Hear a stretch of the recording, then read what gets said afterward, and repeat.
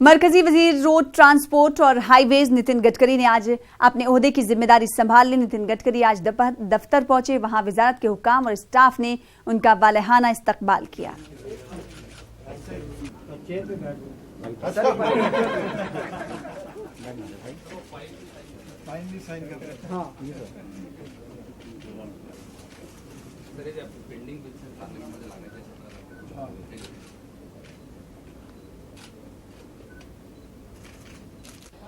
देश के आर्थिक विकास में और रोजगार निर्मित में इस विभाग का बहुत महत्वपूर्ण भूमिका है।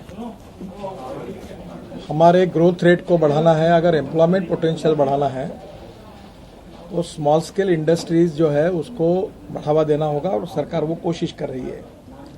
इसके पहले भी कोशिश हुई है। इसको दो पार्ट में कल हमने एक अच्छा प्रेजेंटेशन लिया और आज भी डिटेल ले रहा हूँ। इसमें दो मुख्य बिंदु हैं। एक स्मॉल स्केल इंडस्ट्रीज जो है वो मैक्सिमम अर्बन एरिया में है और जो कुटीर उद्योग है, लघु उद्योग है, उसमें से ग्रामीण उद्योग है जो रूरल और एग्रीकल्चर इकोनॉमी से रिलेटेड है, वो ग्रामीण क्षेत्र में है।